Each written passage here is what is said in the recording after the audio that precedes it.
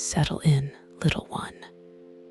Tonight, we are going on a long journey beyond the starlit coast into the rainy canopy, where the drops drum gently on broad leaves and the mist settles on still ponds. Welcome to the Sleepy Sloth Club.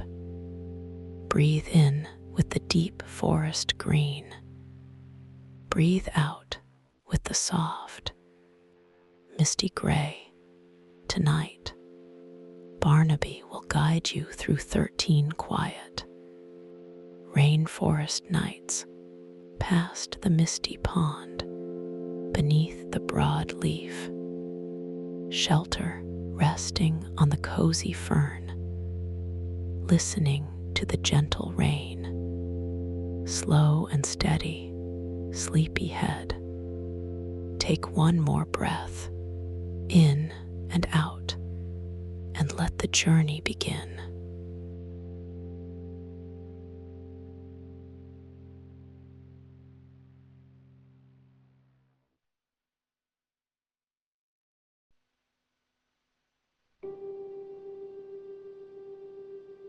Barnaby hung from his branch deep in the canopy. The air was heavy and still. The leaves around him were motionless, waiting for something he could not yet name.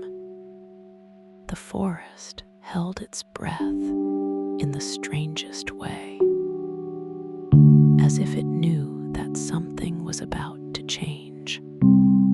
The sky above the forest was dark and soft, charcoal clouds gathering slowly, much like Barnaby himself. Nothing in a hurry, nothing rushing. The clouds were piling up like soft, dark pillows stacked one on top of another, higher and higher, thicker and thicker, until the sky was a single dark ceiling stretched across the canopy. He blinked his sleepy eyes, feeling the weight of the air. It smelled different tonight, like earth and green things, and something cool that had not arrived yet. A single drop formed on a leaf high above, catching the last trace of daylight. It sparkled for just a moment, a tiny point of silver in the gloom, before the light faded completely and left the forest in its softest darkness. And then it came, the very first raindrop. It fell from high above, passing through layers of leaves, slower and slower, until it landed right on Barnaby's nose. The drop had traveled so far to reach him, through the highest canopy, past the middle branches, brushing against a dozen leaves on its way down. And it chose his nose as its final destination, a single cool drop of water, resting there for a moment before rolling gently down his snout. Barnaby crossed his eyes to look at it, surprised and curious. The drop shimmered in the dim light, a tiny, perfect sphere of coolness.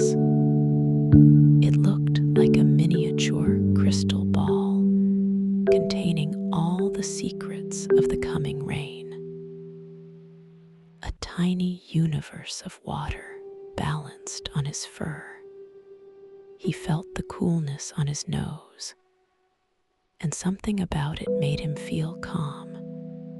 The first raindrop was a promise, a gentle promise that something soft was coming, a whisper from the clouds above, and he welcomed it. He welcomed the coolness, the freshness, the change in the air. His nose tingled where the drop had touched it, and that tingle spread slowly through his whole body. A gentle electric current of calm. Another drop followed, this one landing on a broad leaf above him, making the softest sound, a tiny tap. So quiet you would miss it if you were not listening carefully. It landed near the center of the leaf, where the surface was tightest, and the sound it made was a small round note, like the first piano key pressed in a very long song. Barnaby listened, his ears twitching just a little, waiting for the next sound. And then another tap on a different leaf, and another, each one separate and slow. Each one finding its own leaf, its own surface, its own unique voice in the growing chorus of the canopy. The rain was not in a hurry. Each drop fell at its own pace, finding its own leaf, making its own gentle sound. Tap, tap, tap, the slowest music in the forest, a melody written one note at a time. Barnaby's breathing slowed to match the rhythm, his chest rising and falling with each tiny percussive tap. In, tap, out, tap. The simplest, most natural breathing exercise in the world. More drops began to fall. Not many, just enough to fill the canopy with soft sounds. Each leaf catching a drop and singing its tiny song. Tap on the broad leaves, blink on the narrow ones, a chorus of scattered percussion. The different leaves created different pitches and tones, some deep and resonant, some high and delicate. The forest was an orchestra tuning itself to the rain. Barnaby closed his eyes and listened. The raindrops were a lullaby, each one different, but all the same. A slow, random rhythm that made no pattern, and every pattern. The forest was tuning itself to the rain. Barnaby felt his body becoming heavier with each drop that landed. Each tap was a small weight added to his eyelids. Each blink a gentle push toward deeper rest. His body relaxed deeper into the branch. The raindrops were washing away the day, washing away every worry, leaving only the cool, quiet sounds of water finding leaves. The canopy had become an instrument played by the sky itself, and Barnaby was the only listener, the only audience for the most intimate concert in the forest, a concert that had no beginning and would have no end. Barnaby fell asleep as the rain grew just a little heavier. Not a storm, never a storm, just a soft, steady rain falling through the canopy. Each drop a tiny note in the forest's bedtime song. The rain was a gentle curtain of water that separated the forest from the rest of the world, making the canopy feel like the only place that existed. The raindrops continued their gentle music. Tap, tap, tap on the leaves above him. A natural lullaby that had been playing since the first forest. Ancient and unhurried. The same song that had put every creature to sleep for millions of years. The rain had been falling on leaves since before there were ears to hear it. And it would continue long after every ear was gone. Barnaby slept, the first raindrop still cool on his nose, a reminder of the moment the rain began, the moment the canopy started to sing, the moment sleep found him. A single cool memory drifting through his dreams as the rain grew softer and softer and softer, until even the softest tap faded into the deepest, most peaceful silence of a sloth sleeping through the birth of a new rainy season.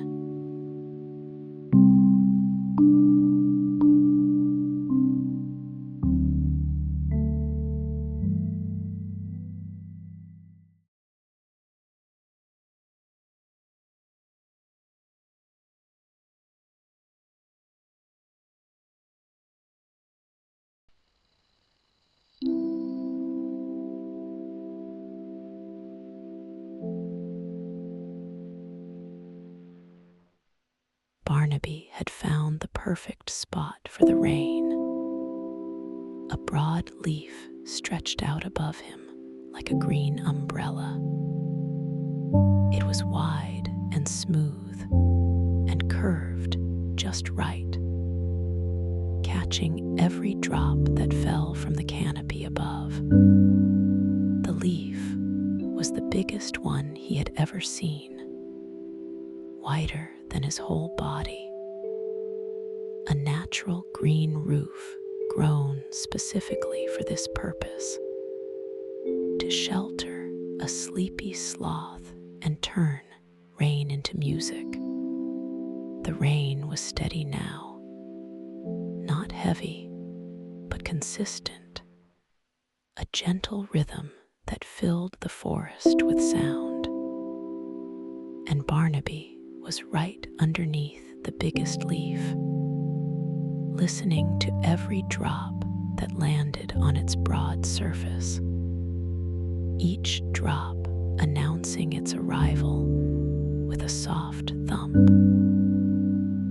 a deep, resonant sound that seemed to come from everywhere at once. He settled into the crook of his branch, pulling his limbs close. The leaf above him was his roof, his shelter, his own private concert hall for the rain's slow music, a green ceiling that turned water into melody. He adjusted his position just slightly, finding the exact angle where the sound was clearest, where every drop resonated through the leaf and down through the branch and into his small, furry body. The raindrops found the broad leaf one by one, each landing with a soft thump, deeper and warmer than the sound on smaller leaves. A gentle drumming that echoed through the canopy like a heartbeat. The leaf seemed to amplify the sound, making each drop feel bigger than it was. A tiny drummer playing a very large drum made of living green. Barnaby listened to the rhythm. It was not fast, It was the slowest drumming in the world, each drop taking its time to fall, taking its time to land, taking its time to make its own unique sound. There was no urgency in this music, no tempo to keep, just the endless, gentle falling of water onto leaf. A rhythm dictated by gravity and patience, and nothing else. His breathing began to match the rhythm. In between the drops, out between the drops, his small chest rising and falling, keeping time with the rain on the broad leaf above, his body finding the natural tempo of water meeting leaf. In, pause, out, pause, his heartbeat slowing to match the falling drops, his entire being syncing with the slowest rhythm in nature. The broad leaf became a drum, and the rain became a drummer, but the gentlest drummer ever, playing the softest song, a lullaby written in water and leaves. The drumming had no melody in the usual sense, but it had something better. It had consistency, reliability, the steady, reassuring sound of something that would never change, never speed up, never stop.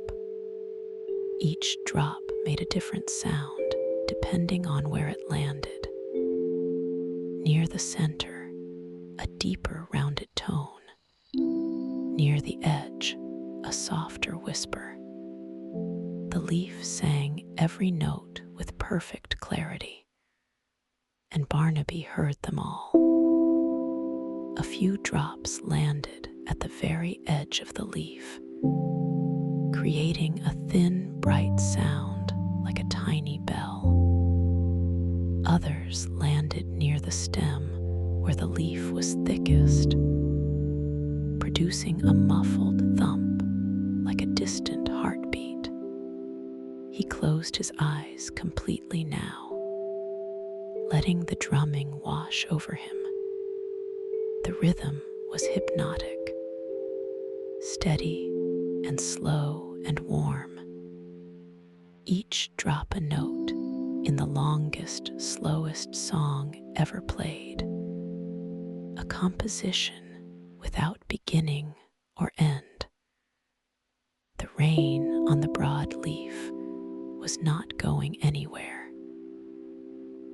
It was simply playing its song for as long as the clouds had water to give. Barnaby was perfectly dry under his broad leaf. The rain collected on top and rolled off the edges, little waterfalls dripping down around him. But he was safe and warm and cozy in his green shelter. The leaf was a perfect umbrella, its natural curve channeling the water away from him, creating a dry island in the middle of the rain-soaked canopy. The drumming continued above his head, a constant, gentle sound that filled his whole world. Nothing else existed, just Barnaby and his leaf, and the rain's slow song playing on the green drum overhead. The rest of the forest had faded away. There was only the sound, the rhythm, the steady thumping that seemed to be coming from inside his own chest. His body melted into the branch, every muscle letting go. The drumming was inside him now, in his breathing, in his heartbeat. in the slow rhythm of a sloth falling asleep, the roof above him singing its steady tune. He could feel the vibrations of each drop through the branch, subtle pulses traveling through the wood and into his fur. The rain was not just a sound, it was a feeling, a gentle massage of vibration that loosened every tight muscle in his body.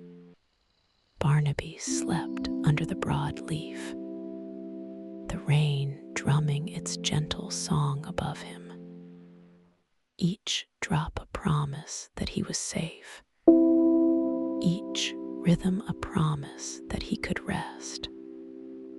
The rain would continue through the night, never stopping, never hurrying, just playing its endless lullaby for the little sloth below. The broad leaf held the rain and made it music, and the music held Barnaby and made him sleep. A perfect circle of comfort in the rainy canopy, shelter and sound and slumber woven together. The leaf and the rain and the sloth forming a triangle of peace that would hold through the darkest hours of the night. The rain continued its drumming, slow and steady and warm, playing the longest lullaby in the forest. And Barnaby dreamed of green leaves and gentle drops, the broad leaf above him keeping watch, drumming, drumming, drumming, all night long, the sound of water on leaf becoming the sound of sleep itself. The most natural, most beautiful, most endless lullaby in the world.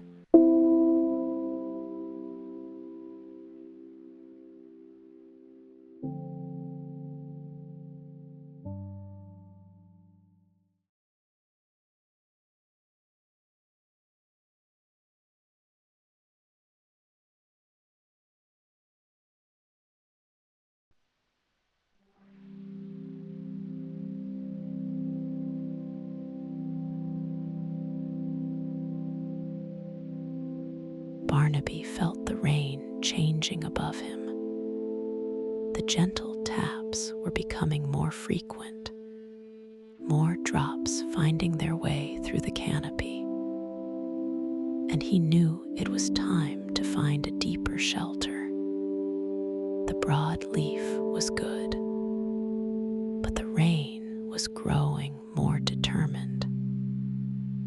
And Barnaby's fur was beginning to feel the cool dampness seep through.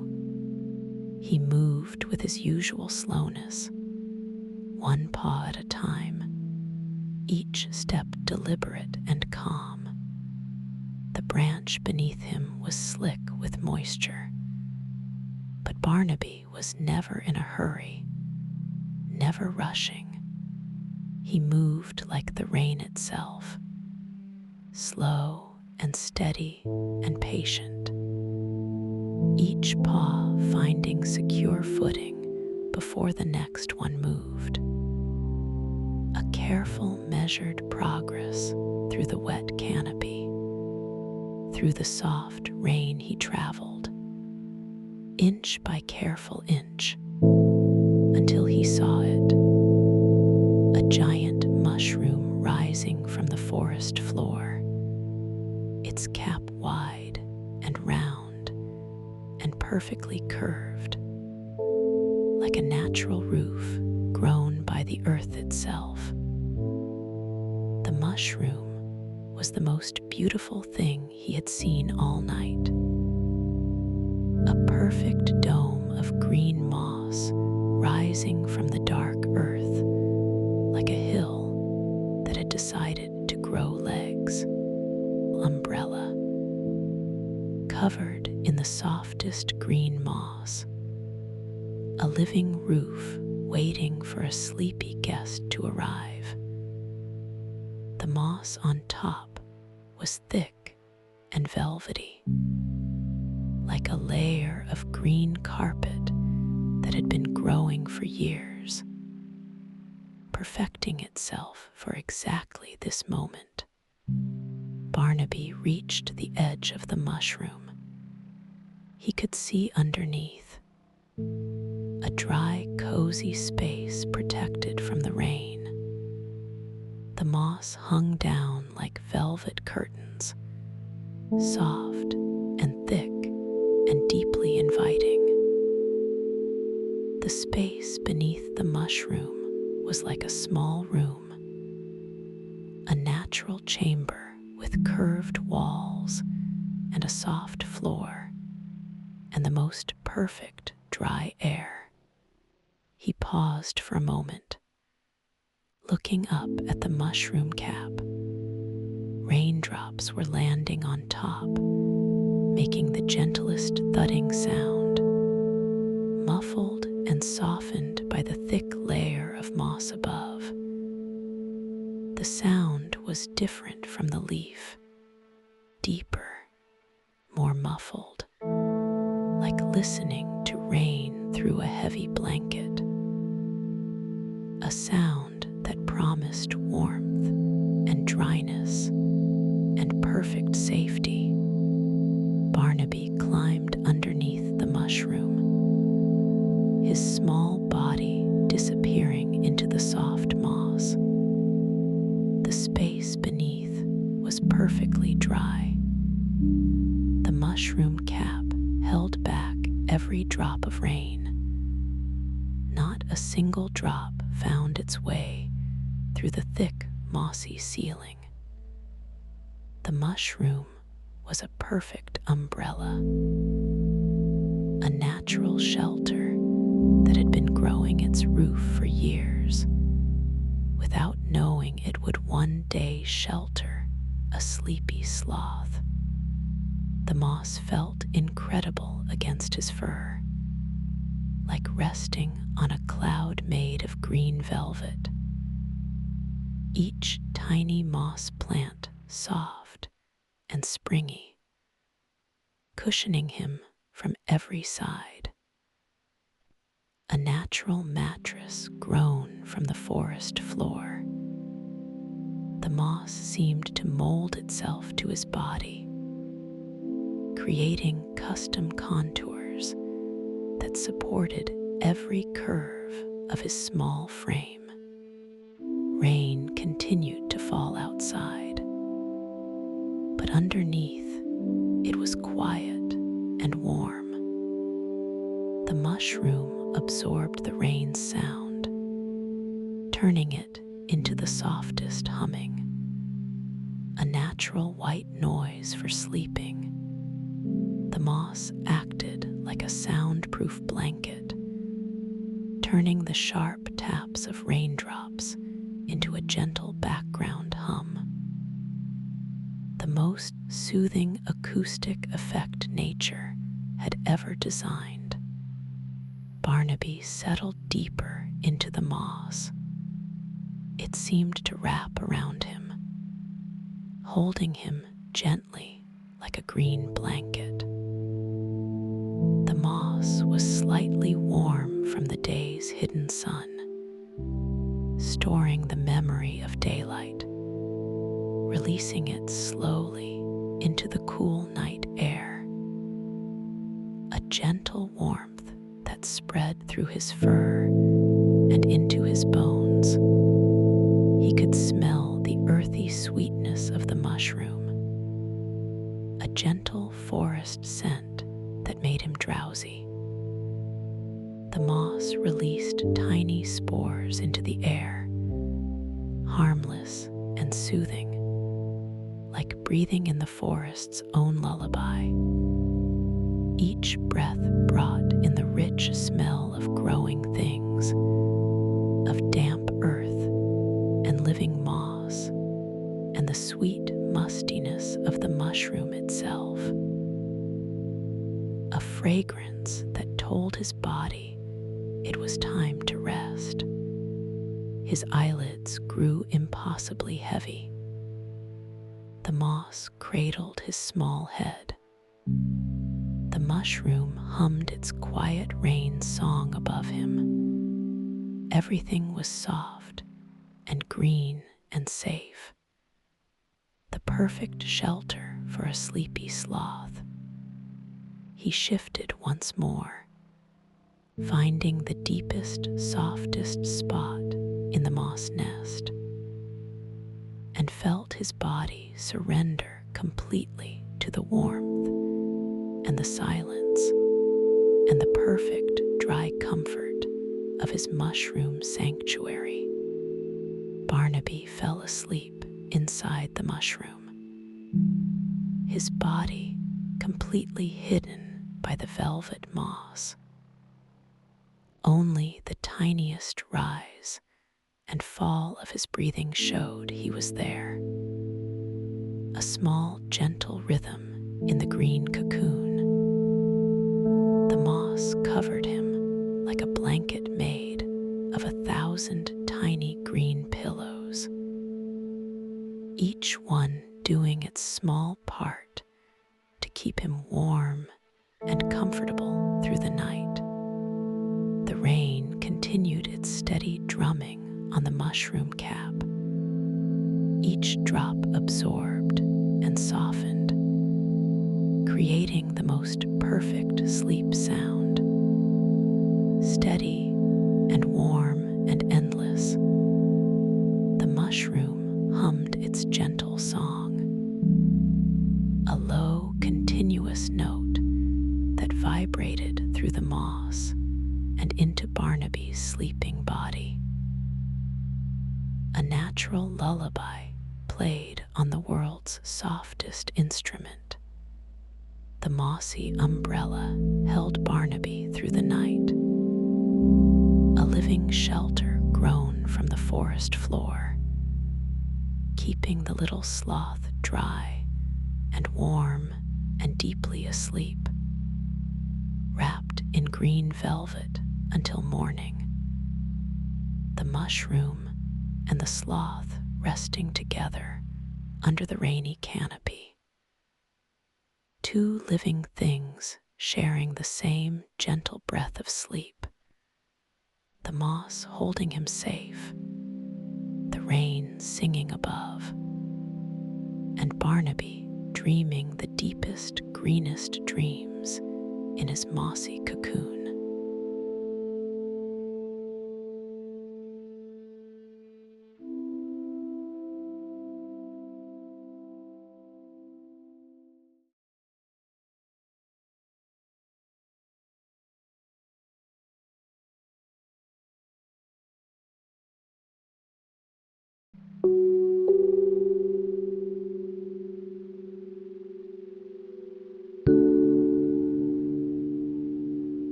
The rain had slowed to a whisper, just the occasional drop falling from a high leaf, and Barnaby stirred gently on his branch, his small eyes opening to a world washed completely clean.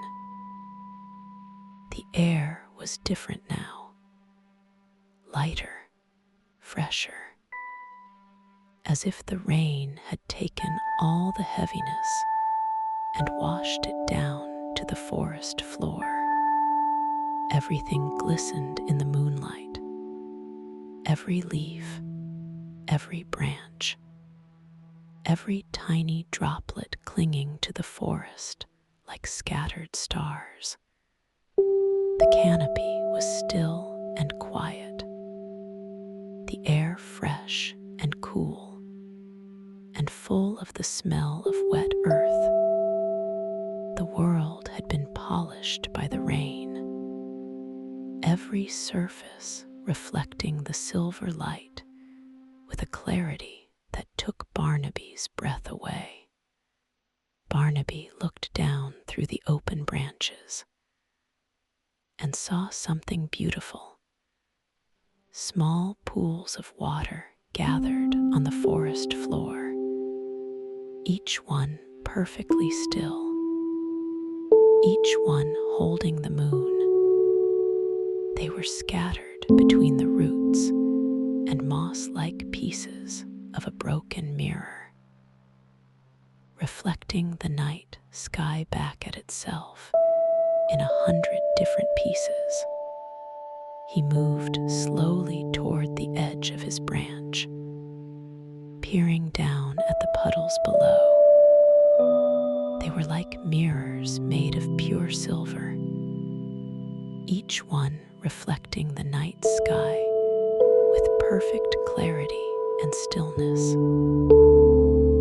The water was so calm that the reflection looked more real than the actual sky,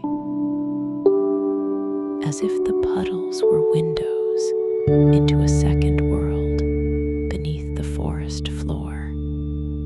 The moon sat in the center of every puddle, a round, glowing disk resting on still water, surrounded by tiny reflected stars, as if the sky had fallen gently to the forest floor and shattered into pieces of light.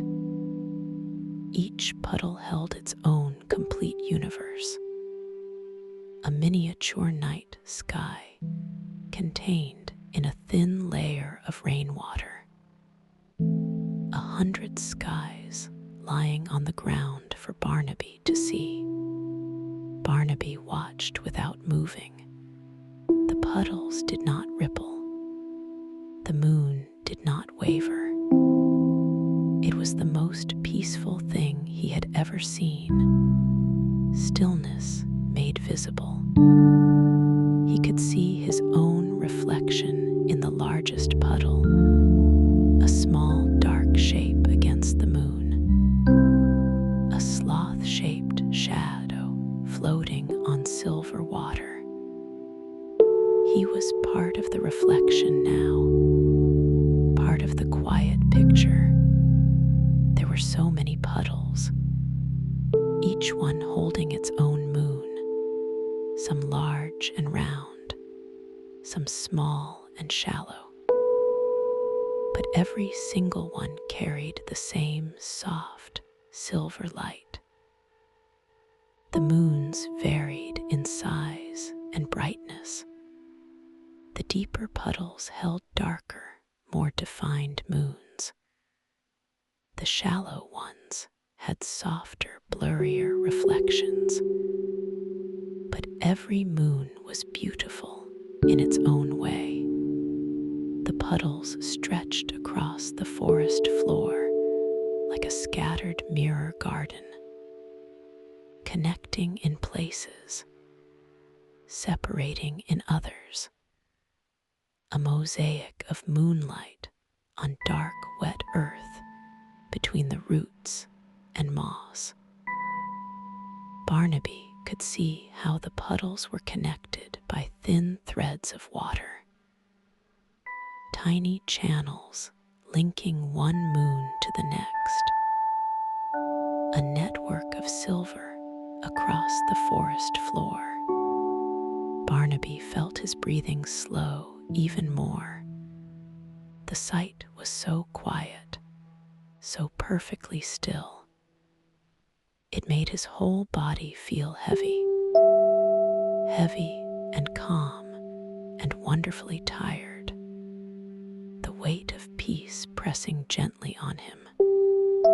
Each moon in each puddle was a reminder that stillness was possible, that water could hold the sky without moving, that even the smallest pool could contain the entire universe. He rested his chin on the branch, his eyes still fixed on the puddles below. The water was so still it looked like polished glass, not a single ripple disturbing the reflected sky. The leaves around the puddles had stopped dripping. The air had stopped moving. The whole world had paused to admire the reflection of itself in the rainwater. A leaf floated on one of the puddles, resting perfectly on the surface. The moon reflected on the leaf, just as it reflected on the water. A moon on a leaf on a moon. Layers of reflection. The leaf had become a tiny boat, carrying a miniature moon across a sea of silver. A small, quiet adventure happening in the smallest corner of the forest floor. Barnaby's eyelids began to close. The stillness of the water was inside him now, his thoughts becoming as calm as those puddles, his mind as smooth as silver, the reflection of peace. The puddles had shown him something important, that the most beautiful thing in the world was not movement or excitement, but perfect stillness, the ability to hold the moon without trembling. Barnaby fell asleep with the moon puddles in his dreams. His small body relaxed completely on the rain-washed branch, his breathing as still as the water below. The moonlight caught the edges of his fur, making him look like he was wrapped in silver.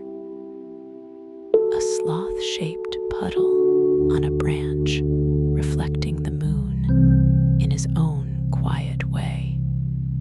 The puddles held their moons faithfully through the night, each one a tiny window to the sky, glowing softly in the dark forest, undisturbed and serene.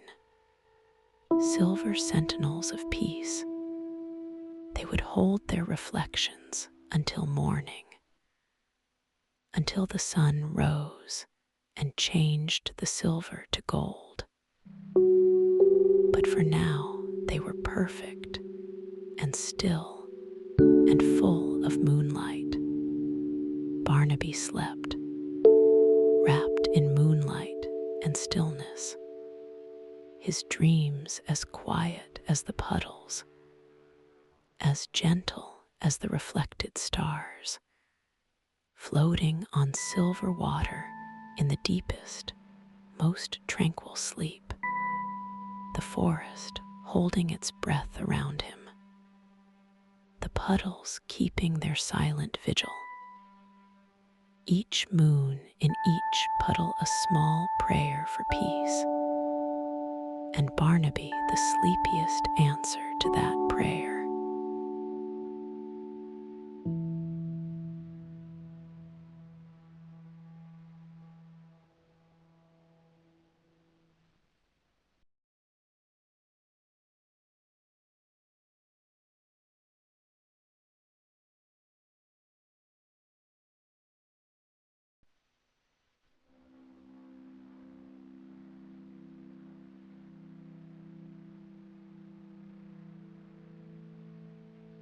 Barnaby had reached the highest branch of his tree, the one that stretched out toward the open valley.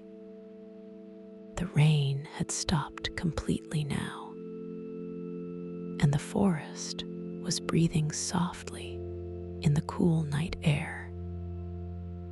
The branch was the highest point he had ever climbed, a vantage point that showed him the whole world spread out below like a map made of shadows and silver. He settled into the crook of the branch, his small body facing outward toward something vast and quiet and beautiful. The misty valley stretched before him like a dream made visible. It was the kind of view that made you forget to breathe. The kind of view that made you want to sit still forever and just watch. Everything below was soft and blurred.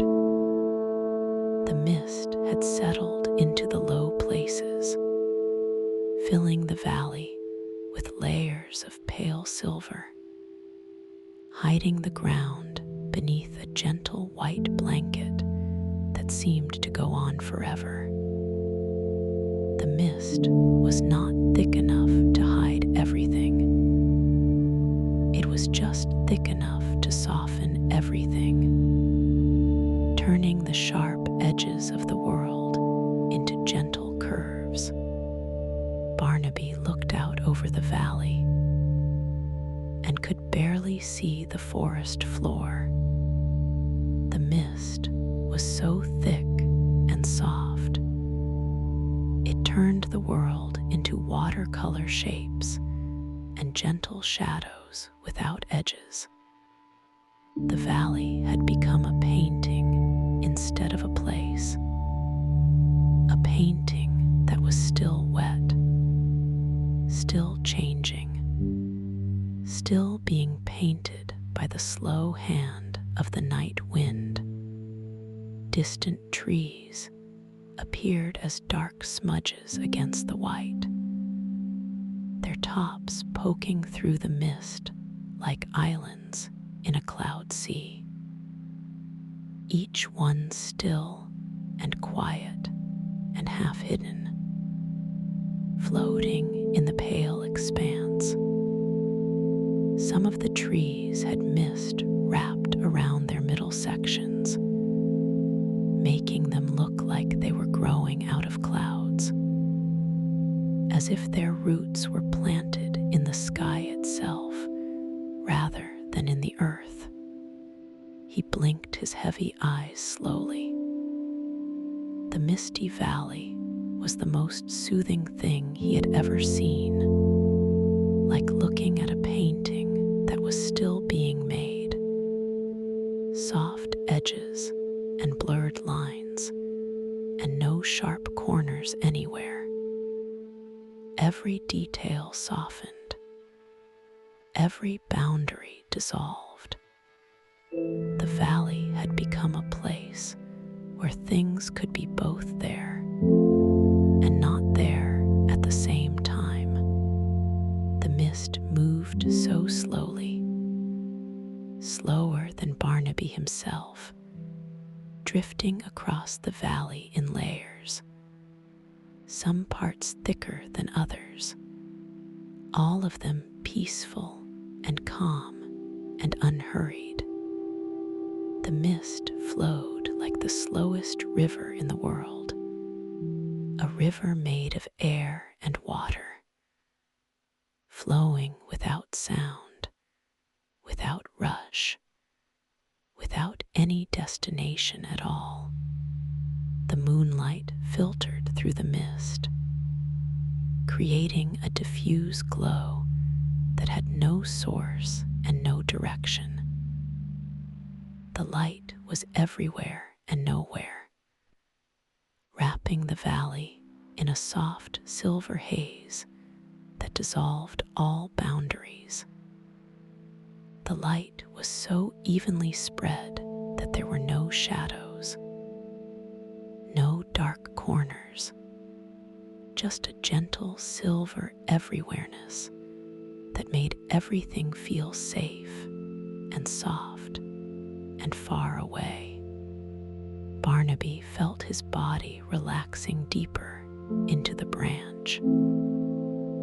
The blurred landscape made his mind blur too, his thoughts becoming as soft and shapeless as the mist.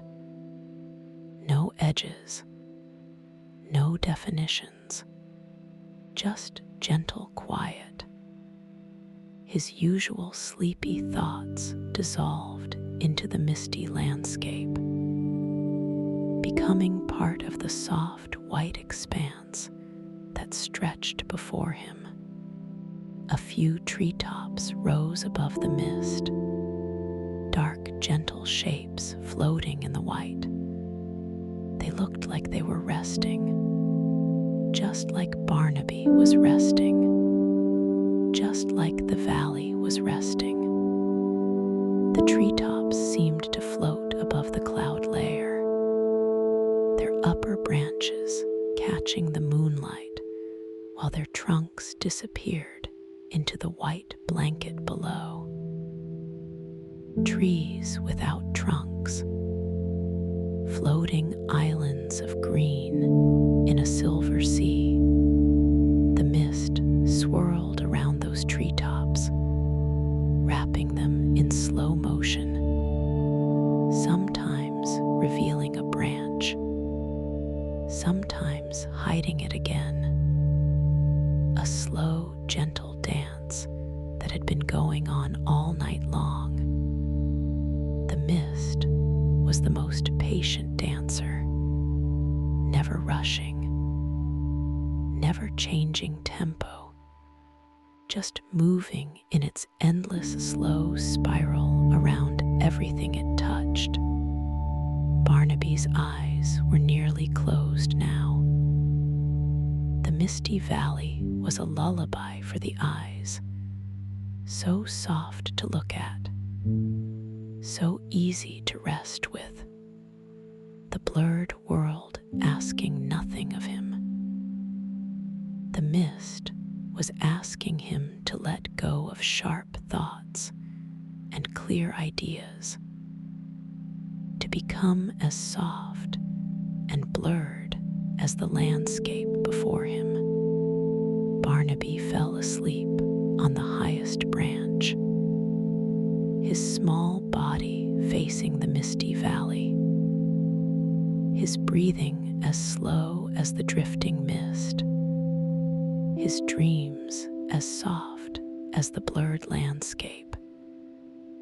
The mist wrapped around his branch, curling up from below like a gentle hand reaching up to hold him, covering him in the softest blanket of cloud.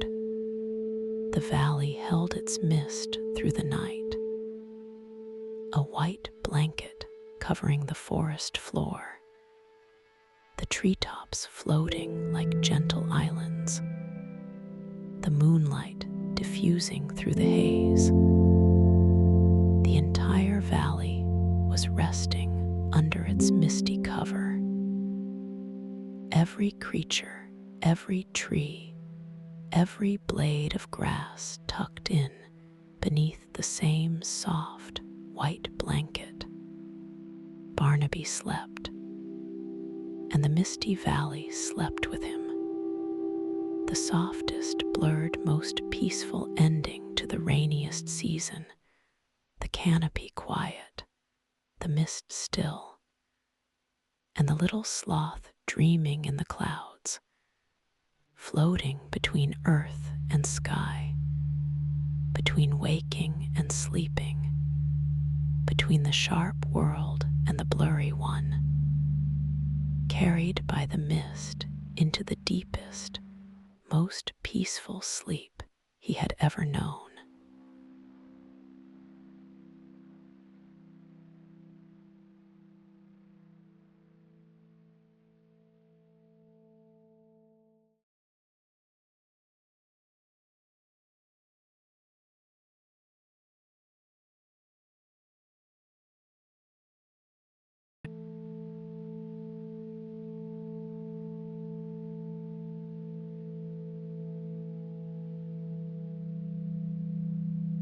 Barnaby had climbed down lower than usual, his small paws reaching toward the forest floor. The rain had left everything damp and soft, and the earth smelled rich and warm and alive.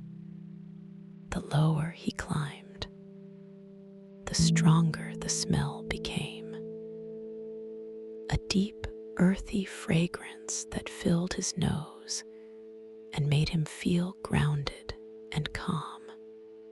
His paws touched the ground and sank just a little into the cool, wet mud.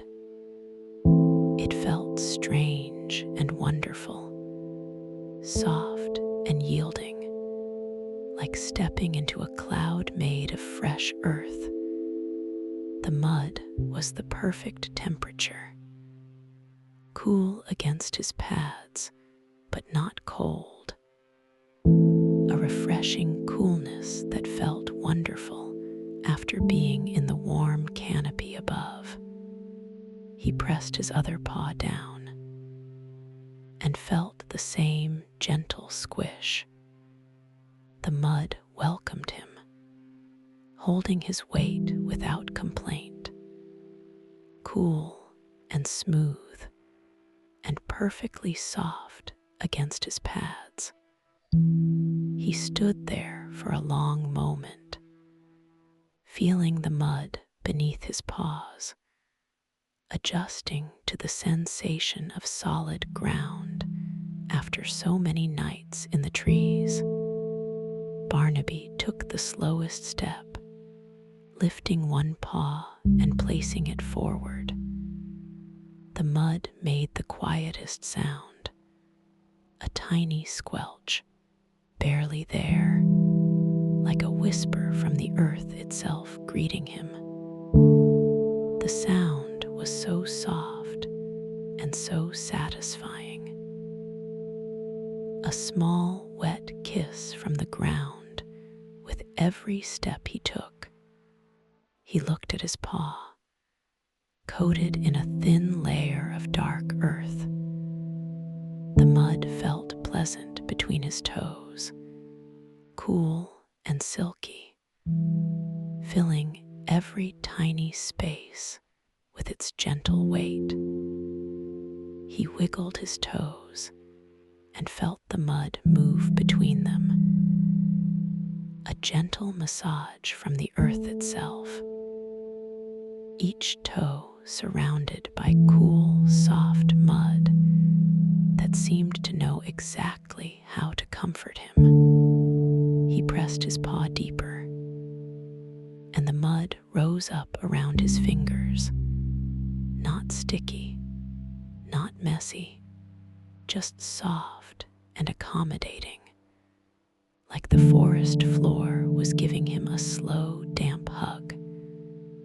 The mud covered his paw up to his wrist, a brown glove made of the softest earth, warm where it touched his fur and cool just beneath the surface. Barnaby moved across the forest floor, each step a slow, deliberate press into the mud. Squish, pause, squish, pause. The most relaxing walk he had ever taken through the dark, wet earth. Each step was a small ceremony, a connection between his body and the ground that supported him. The mud receiving each paw with the same gentle acceptance. The wet soil was everywhere, dark and glistening in the moonlight. Small puddles reflecting the sky.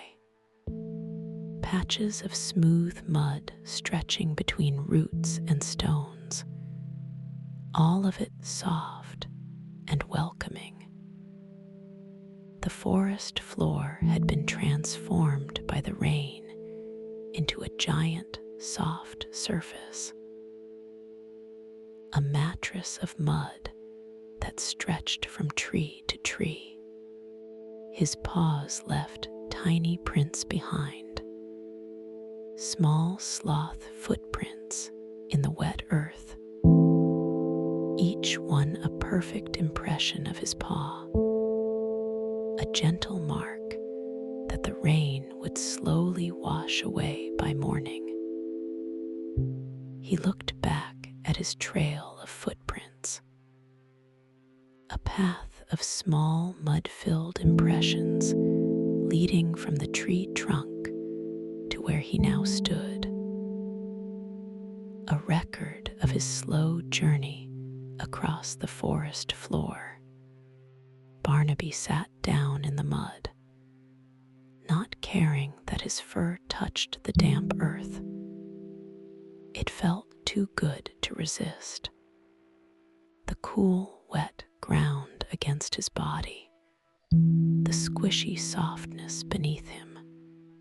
He lowered himself slowly, feeling the mud yield beneath his weight, shaping itself to his body like a custom mattress made of earth and water. He wiggled his toes, and the mud squished around them, a sensation so simple and so pleasant, like the earth itself was massaging his paws, slow and gentle and rhythmic in the darkness. The mud was doing something magical. It was making him feel connected to the ground in a way he had never felt before. Part of the forest floor, rather than just resting on top of it. His eyes grew heavy. Sitting in the mud was the most natural thing. The wet earth held him, supported him, made him feel connected to the forest floor in the quietest, deepest way. He could feel the coolness of the mud seeping through his fur. Not cold, just cool. A gentle, refreshing sensation that spread through his whole body. Barnaby lay down on his side, his body resting on the cool, wet earth, his muddy paws curled gently, his breathing slow and deep, the mud still squishing softly beneath him with each tiny movement. The mud had shaped itself perfectly to his body, a natural mold of a sleeping sloth in the forest floor, a perfect impression of peace. The forest floor was his bed tonight, dark earth and damp moss and tiny puddles of moonlight. The mud held his shape like a custom pillow, perfectly fitted to a sleepy sloth. The coolness of the mud against his fur was the most soothing sensation, like being held by the earth itself, cradled in the ground's oldest, most patient embrace. Barnaby slept, his paws still coated in the gentlest mud, his body sinking just a little into the soft, wet earth, the forest floor cradling him through the night, the squishiest, most peaceful sleep he had ever known, connected to the ground in the most natural way. A sloth-shaped impression in the mud that would remain until morning. A gentle mark of his presence on the forest floor, then washed away by the next rain, leaving no trace of the sleepy sloth who had found such perfect peace in the mud.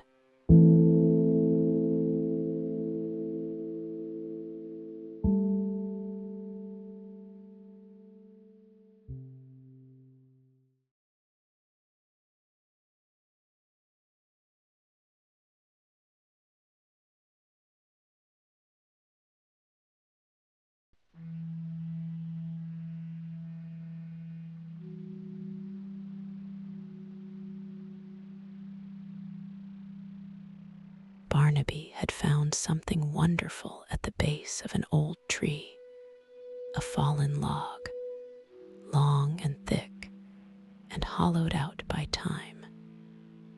Its opening was a perfect dark circle, like a doorway to a secret room.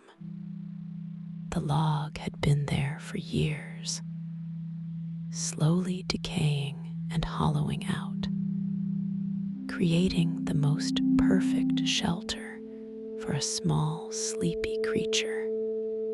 He approached it slowly, his small paws stepping carefully over damp moss. The log was dry inside. He could tell by the warm, woody smell drifting from the opening, a scent of old wood and quiet safety. The smell was the most inviting thing, dry and warm and full of the promise of comfort. A smell that told his body it was safe to rest here. The hollow log rested on the forest floor, half covered in soft green moss, its entrance framed by tiny ferns. It looked like it had been waiting for someone exactly Barnaby's size to come along.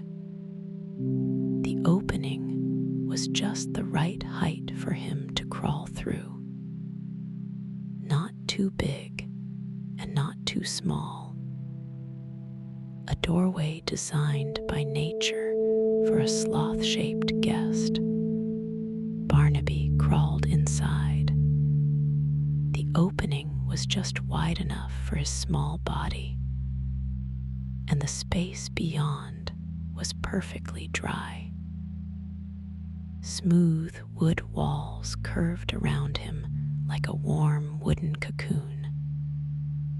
The inside of the log was a perfect tube, worn smooth by years of insects and small animals and the slow passage of time. Every surface was polished to a soft smoothness. The inside of the log was warm, warmer than the cool night air outside. The old wood held the day's heat like a memory, releasing it slowly into the hollow space. A gentle warmth that wrapped around Barnaby. He could feel the warmth seeping into his fur, thawing the cool dampness that had gathered during his journey through the rain. He turned around slowly, his body fitting snugly inside the tunnel. The curved walls pressed softly against his fur, not tight, just enough to feel held, like the log was giving him a wooden hug. He could feel the walls on both sides and above him, a complete enclosure that made him feel perfectly contained and perfectly safe. Inside the log it was dark, but the most comforting dark, the kind that feels like a blanket. Barnaby could see a soft circle of moonlight at each end, 2 gentle windows framing the night outside. The circles of light were small and distant, like 2 moons at opposite ends of his wooden universe. One where he had entered, and one where the log continued further than he could see. The wood smelled wonderful, old and dry and slightly sweet, like the most peaceful cabinet in the world. Barnaby pressed his nose against the smooth wall and breathed in the woody scent. The smell was deep and complex, layers of age and decay, and the faint sweetness of dry rot. A fragrance that told stories of all the years this log had lain on the forest floor. He shifted his body, and the log held him perfectly, every curve of the wood matching every curve of his small frame, a sanctuary built by time and rain and patience. The hollow space had been carved not by tools, but by the slow work of decay, by insects and fungi, and the gentle passage of years, all of them working together to create this perfect shelter for a sleepy sloth. Barnaby listened to the sounds inside the log. The hollow space amplified the gentlest noises. A distant bird call echoed softly.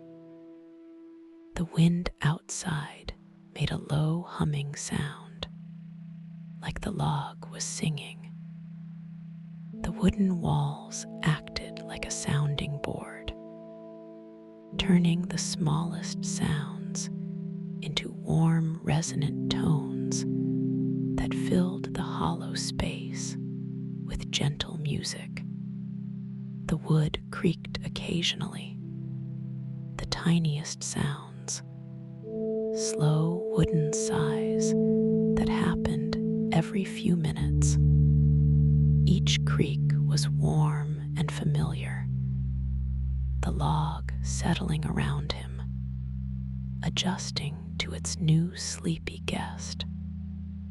The creaks were the log's way of communicating, of saying that it knew he was there and was making itself comfortable around him. Barnaby's eyes grew heavier. The sounds of the hollow log were a lullaby, wooden whispers and gentle echoes, the safest, most enclosed feeling he had ever known. The log was a sound world of its own, a place where every noise was softened and warmed and made gentle, where the outside world could barely reach him, where only the softest sounds could enter. Barnaby curled up inside the hollow log, his body completely surrounded by warm, dry wood, his head resting against the smooth, curved wall, the two moonlight circles at each end glowing softly. The circles of light were growing dimmer as his eyes adjusted to the darkness. Or perhaps the moonlight was fading. Or perhaps he was simply falling asleep. The log held him through the night, a wooden tunnel sanctuary on the forest floor, keeping him warm and dry and perfectly safe. The old wood humming its quiet song, the creaks and whispers and echoes, all blending into a single warm note of comfort that would hold him until dawn. Barnaby slept, tucked inside the most natural bed imaginable, a hollow log that had waited years for exactly this moment, to cradle a sleepy baby sloth through the deepest, most peaceful night. The wooden tunnel holding him like a treasure, keeping him safe in its warm, dry embrace. The two circles of moonlight slowly fading as the night deepened, and the little sloth drifted deeper and deeper into the most perfect sleep of his life.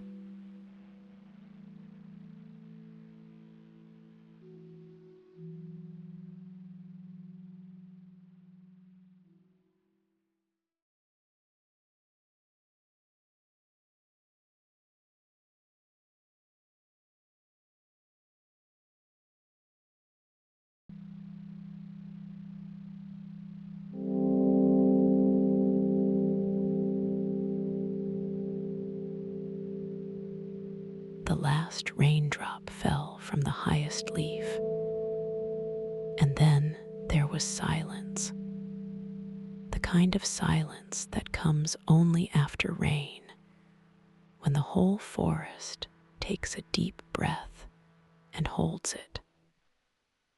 The silence was not empty.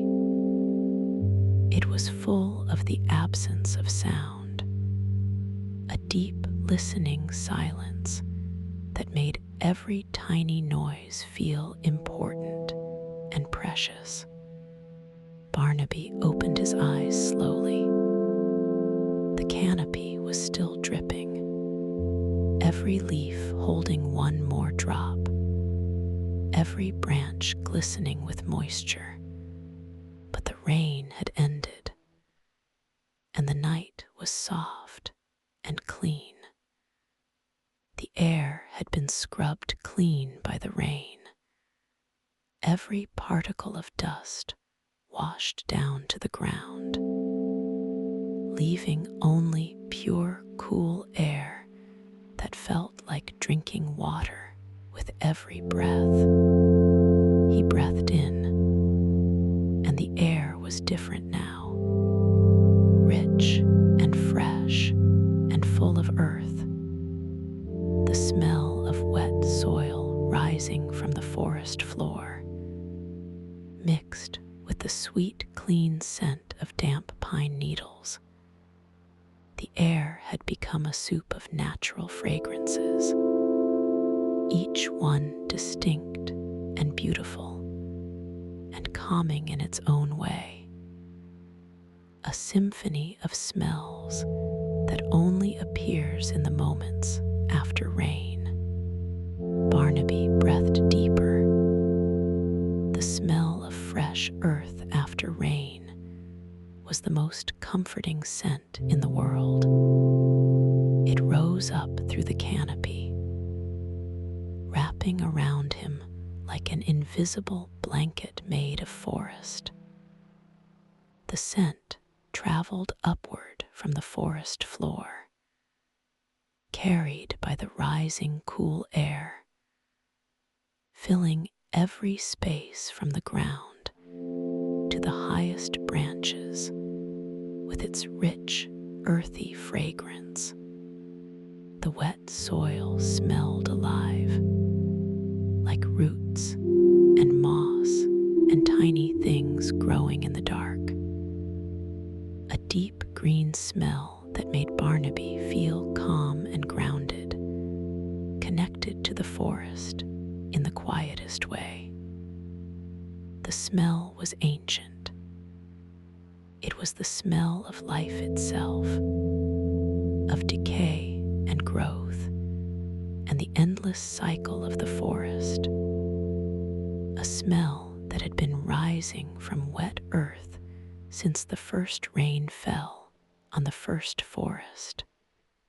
He closed his eyes and just breathed. In, the earthy sweetness. Out, the cool, clean air. In, the damp pine.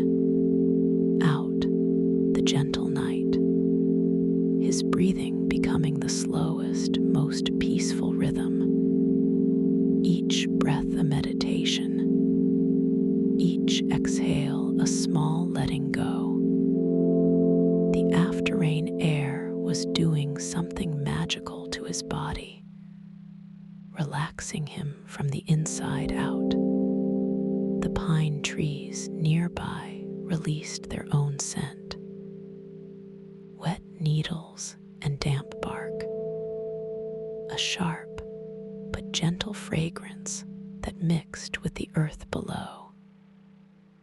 creating the most soothing perfume in the forest.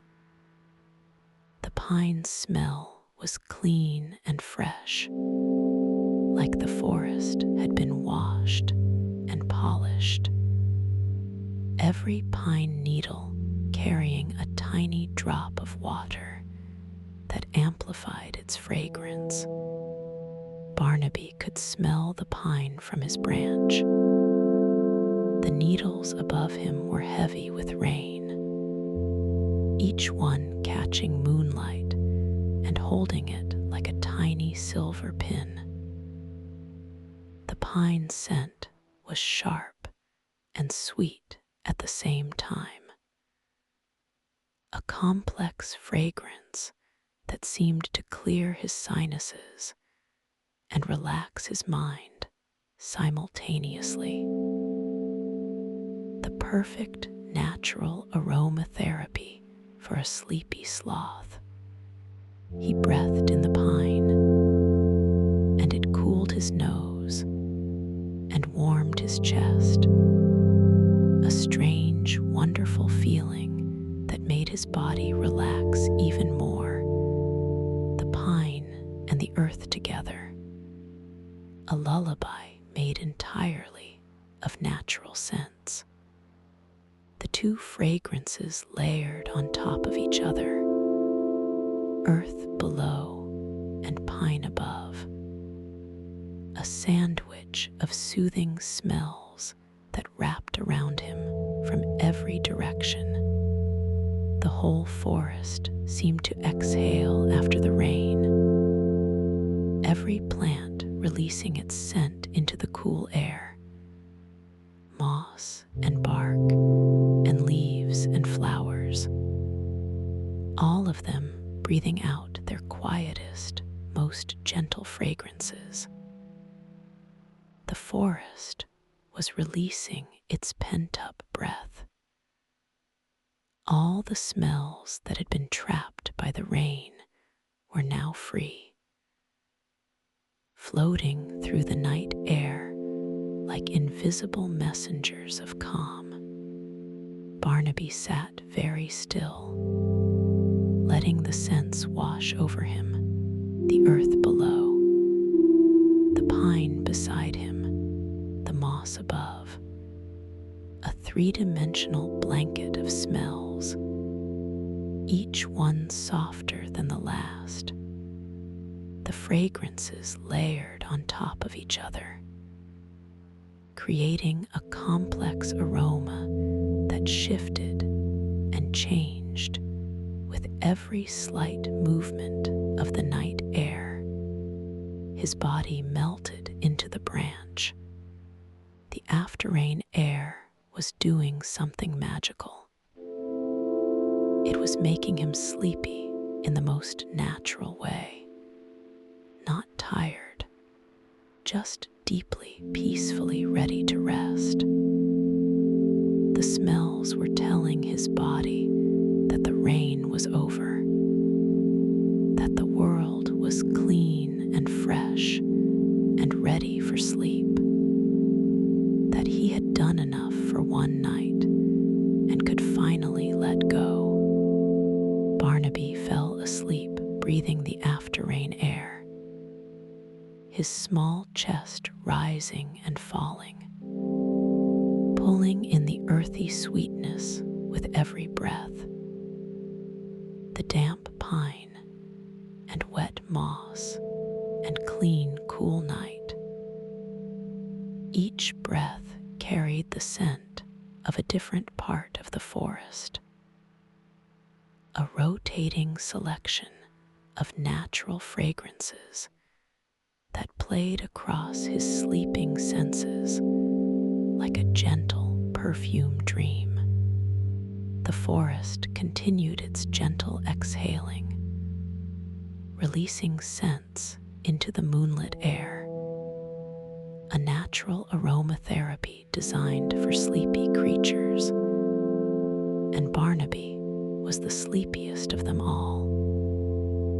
The forest was giving him its most precious gift, the air that had been washed by rain and infused with earth and pine and moss. The purest, most soothing air in the world. He slept, wrapped in the most beautiful smell the forest could offer.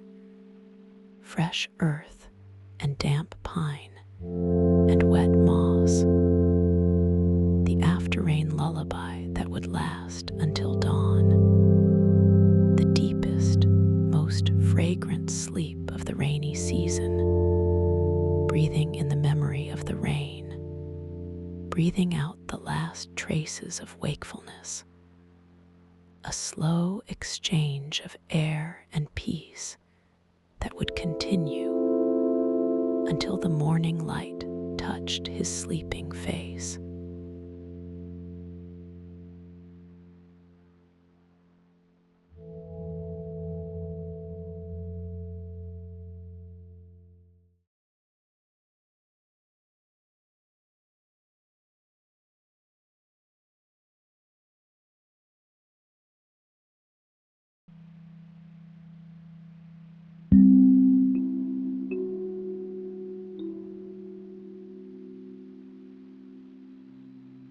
Barnaby had found a long vine hanging from his branch.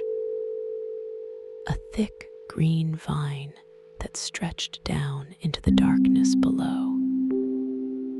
And it was covered in raindrops, each one clinging to the vine's surface like tiny glass beads. The vine was a vertical garden of water droplets, hundreds of tiny spheres clinging to the green surface like a necklace strung by the rain itself.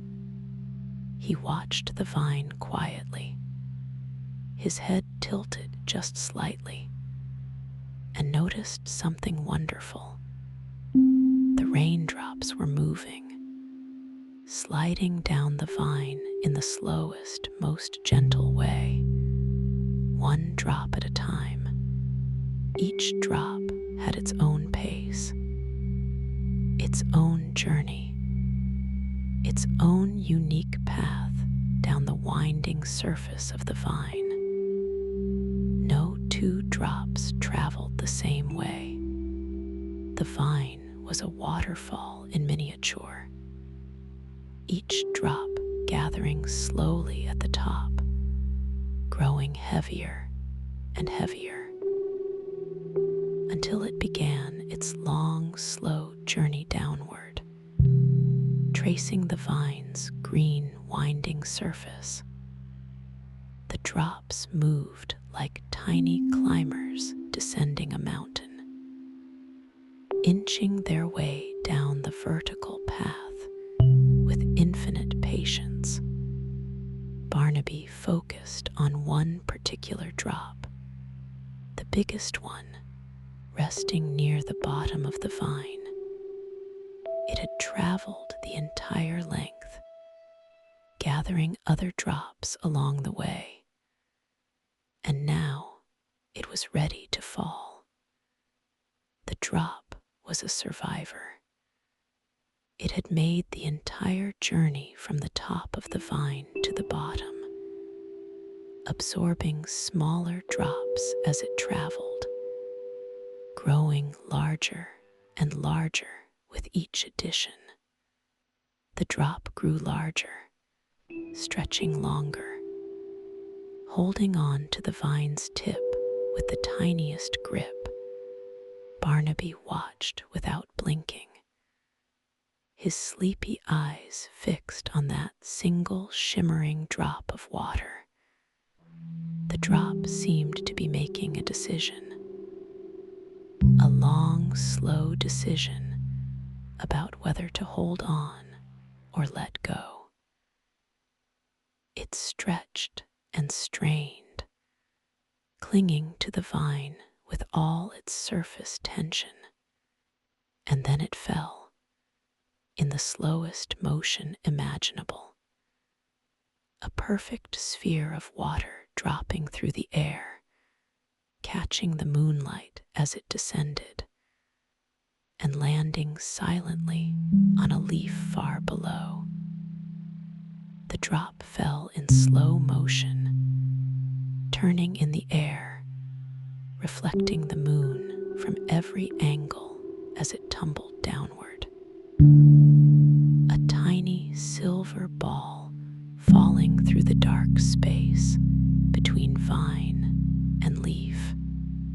Another drop began its journey, starting from the top of the vine, sliding down at its own unhurried pace, leaving a wet trail on the green surface, taking its time, always taking its time.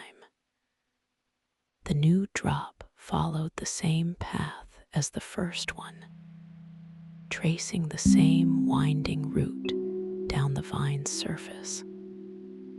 A journey that had been repeated 1,000 times since the rain stopped. Barnaby watched the drops fall one by one, each one following the same slow path, gathering, growing, stretching, falling. A natural rhythm that had been going on since the rain stopped. The vine's own bedtime clock. Tick, drop, tick, drop. A clock that measured time not in minutes, but in falling drops. A clock that was never in a hurry. His breathing began to match the drops. In as a drop gathered, out as it slid down, in as it stretched, out as it fell. The slowest, most hypnotic rhythm in the forest. His whole body was keeping time with the dripping vine. His heartbeat slowing to match the pace of falling water. His thoughts becoming as simple and singular as a drop on a vine. Each drop left a silver trail on the vine, a wet path that caught the moonlight, making the vine glow faintly in the dark, like a green rope threaded with silver. The wet trails overlapped and crossed, creating a network of silver lines on the green surface. A map of all the journeys the drops had taken. A record of the vine's endless dripping. Barnaby's eyes followed the silver trails, up and down the vine, watching new drops form and old drops fall. The vine was alive with water, each drop a tiny messenger traveling from top to bottom. The vine was a communication line between the canopy above and the forest floor below. Drops carrying moisture from the highest leaves down to the waiting earth. His eyelids grew impossibly heavy. The dripping vine was the most mesmerizing thing he had ever seen. So simple and so slow and so perfectly peaceful. A natural metronome for falling asleep. The vine was teaching him the art of slow movement, of taking your time, of letting gravity pull you gently toward rest without resistance. Barnaby fell asleep watching the vine, his eyes closing between drops, his breathing synchronized with the falling water, each drop a gentle note in the forest's quietest song. The last thing he saw before his eyes fully closed was a single drop beginning its journey from the top of the vine. A tiny messenger of sleep traveling down toward him. The vine continued its slow dripping through the night, drop after drop after drop, each one following the same silver path, a rhythm so steady and so slow that it could put the whole forest to sleep. The vine would drip all night long, never stopping, never hurrying, just the endless slow fall of water from vine to leaf to forest floor. Barnaby slept, his dreams filled with falling drops and silver trails, the dripping vine keeping time with his breathing. The slowest, most beautiful lullaby nature had ever composed. Drop, drop, drop, all night long. Each drop a small punctuation in the long sentence of the night. Each drop a tiny period at the end of a thought, until all thoughts became one thought, and that thought became sleep, and sleep became the only thing that existed in the world.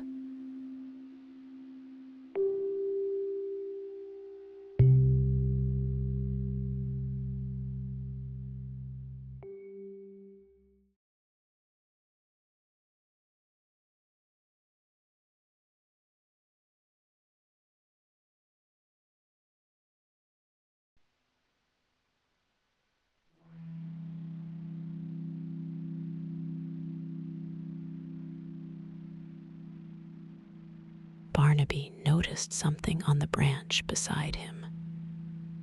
A tiny snail, no bigger than his smallest claw, moving across the wet bark in the slowest, most deliberate way. The snail was a speck of life on the vast surface of the branch, a tiny creature engaged in the most important work in the world, the work of moving forward 1 millimeter at a time. The snail carried its home on its back, a small spiral shell the color of twilight, pale purple and silver, glistening with moisture from the rain. And the snail itself was soft and pale, extending gently from the shell's opening. The shell was a masterpiece of natural architecture, a perfect spiral that wound inward to a center that no eye could see, a home that grew with its inhabitant, expanding slowly over time. Barnaby watched the snail with great interest. Here was another creature who understood the value of slowness, another creature who was never in a hurry, a kindred spirit sharing the same wet branch. The snail moved with a purpose that was invisible to the fast world, a purpose that only the slow could understand, the purpose of simply being where you are and going where you are going. The snail moved forward, leaving behind a thin silver trail on the bark, its body extending slowly from the shell, 2 tiny antennae reaching forward, feeling the air, feeling the wet wood, tasting the night. Each antenna moved independently, exploring the space ahead with delicate precision, reading the world through touch and taste and the subtlest vibrations. Each movement was impossibly slow, slower even than Barnaby. The snail's body rippled in the gentlest way, a wave of motion so subtle it was almost invisible. Yet the snail kept moving, always moving, just very, very slowly. The most patient traveler in the forest. The snail's body was a single muscle, contracting and extending in a wave that traveled from tail to head. A perfect, efficient motion that consumed almost no energy. Barnaby felt a deep connection to this tiny creature. They were both travelers of the night, both movers of the slowest pace, both understanders of the beauty in taking your time. Two slow hearts beating on the same branch. Two creatures who knew that the best way to travel was at a pace that allowed you to notice everything, to feel every surface, to taste every moment. And then the snail stopped. Its antennae twitched gently, sensing something in the cool night air, perhaps a change in the wind, or perhaps it was simply time to rest. The snail had been traveling for a long time by snail standards. It had crossed an impressive distance, almost a whole inch of branch. And now it was ready for a different kind of journey. The snail's body began to withdraw, slowly, slowly, pulling back into the spiral shell. The soft, pale body folding inward, retreating from the world in the most gradual, careful way, like a gentle breath being drawn inward.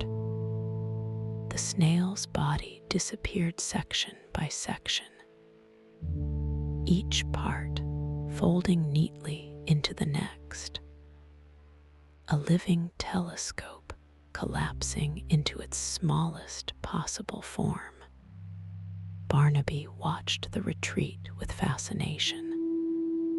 The snail was not afraid, not hiding from danger, simply choosing to rest, choosing to close itself off from the night and sleep inside its own tiny home.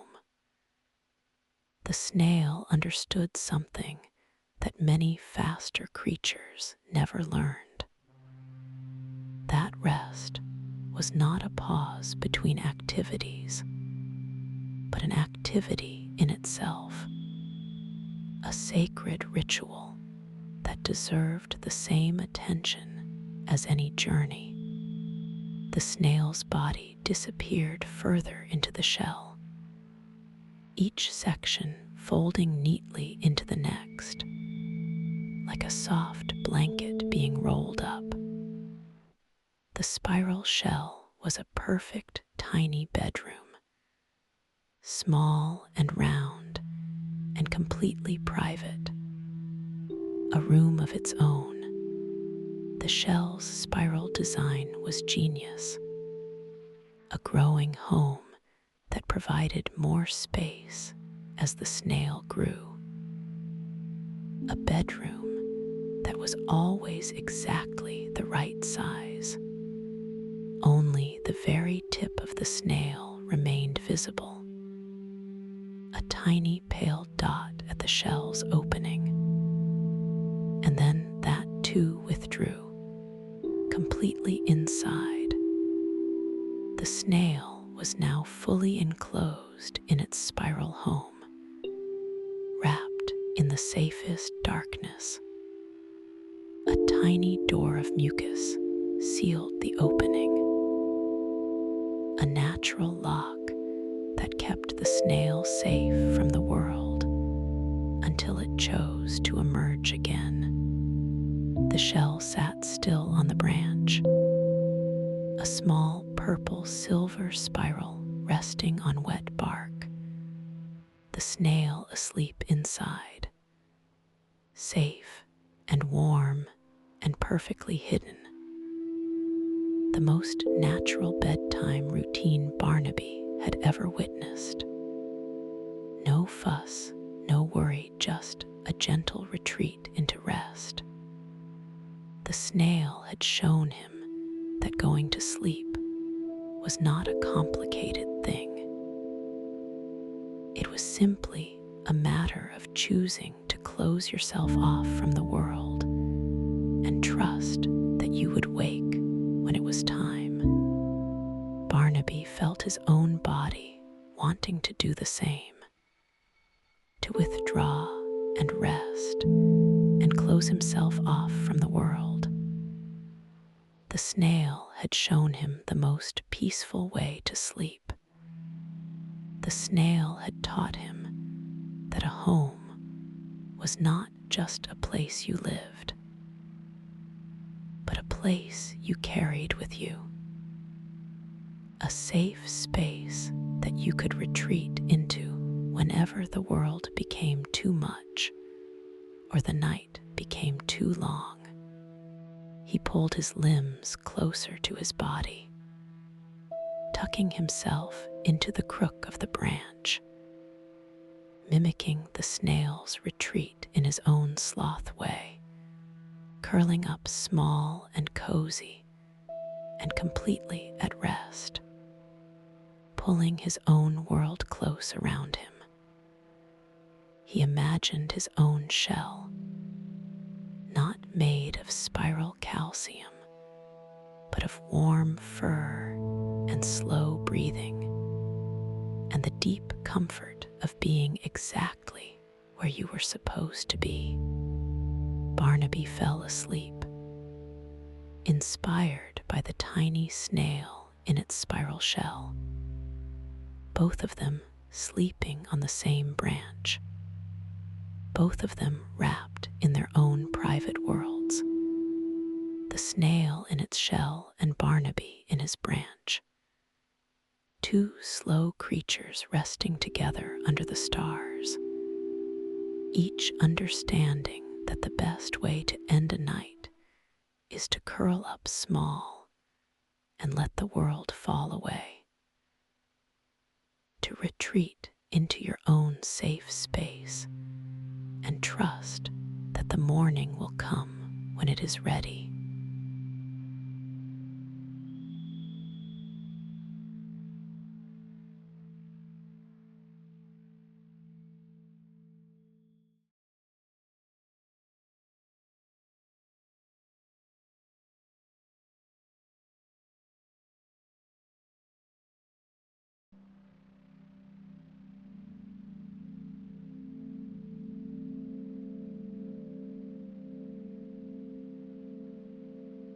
Barnaby had climbed to the edge of the canopy where the trees opened up, and below him lay a forest pond, perfectly still and perfectly round, like a dark mirror placed carefully among the roots.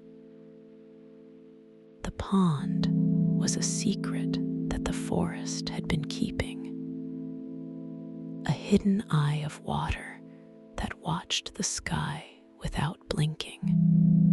The pond was surrounded by moss and ferns, a natural basin carved by time and water. And tonight it was so calm that not a single ripple disturbed its surface. It reflected the night sky with absolute precision, every star in its exact place. The pond was doing something miraculous. It was holding the entire universe on its surface without moving a single muscle. Mist was beginning to settle on the pond, a thin layer of fog resting on the water's surface, not hiding it, just softening it, like a gentle breath fogging a glass mirror. The first delicate touch of the foggy night.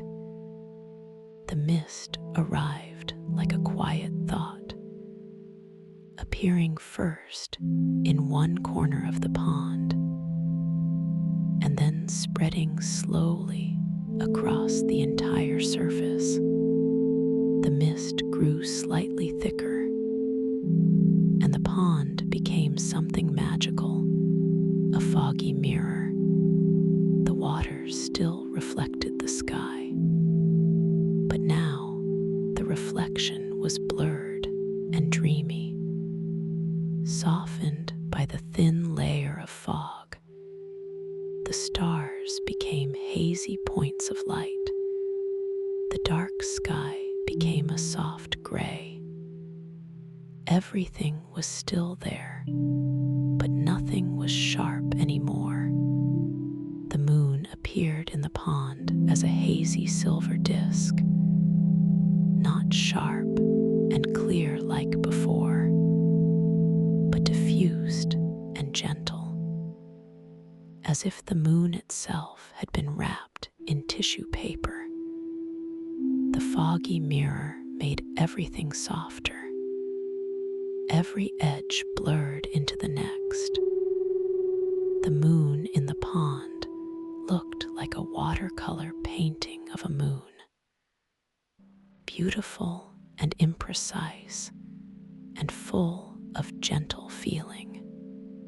Barnaby watched from above, his small face peering through the branches.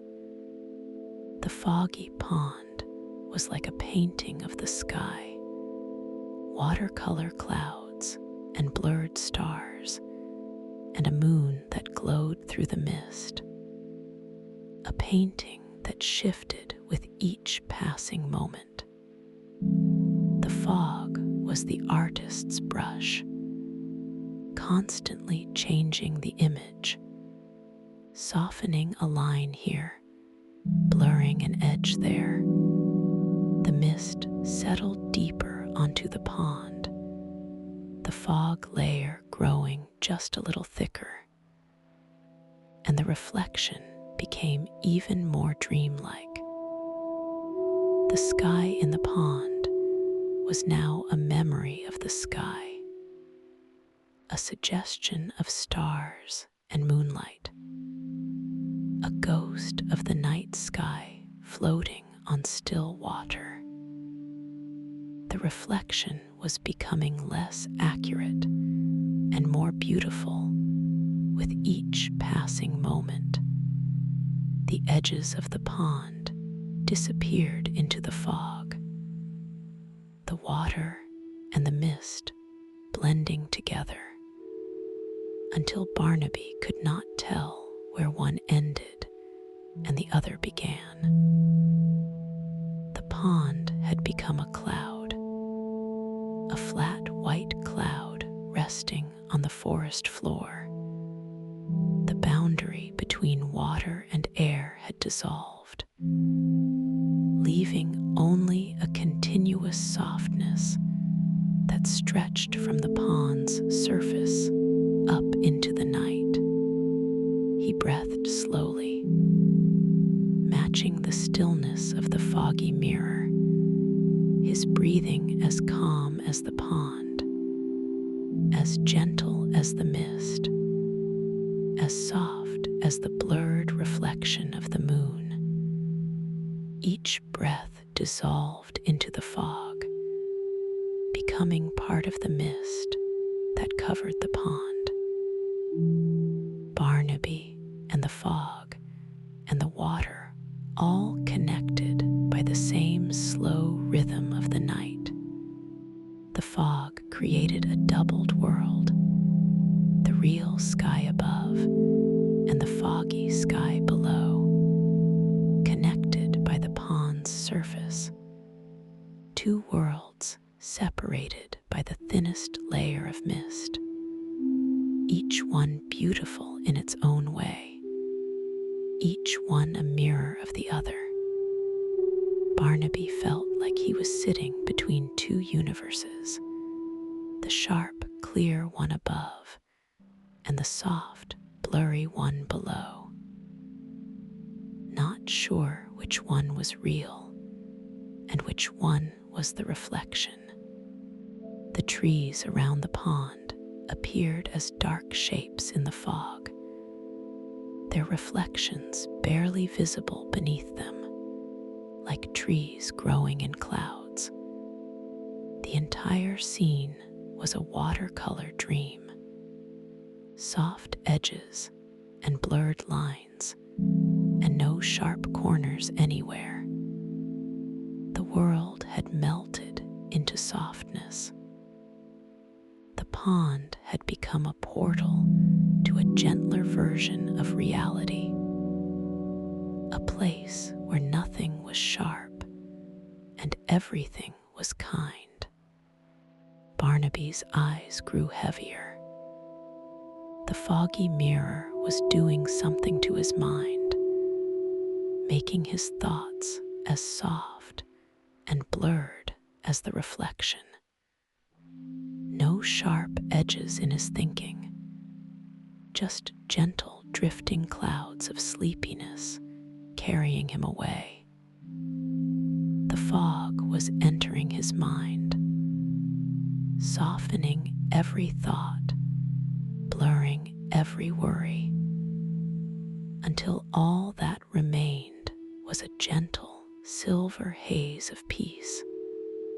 Barnaby fell asleep watching the foggy mirror, his body relaxed on the branch at the canopy's edge, his breathing as still as the pond, as soft as the mist, as blurred as the moon's reflection. His sleep settling over him like the fog settling over the water, slowly, gently, completely, until there was no difference between the sleeping sloth and the sleeping pond. The pond held its fog through the night, a foggy mirror reflecting a dreamy sky.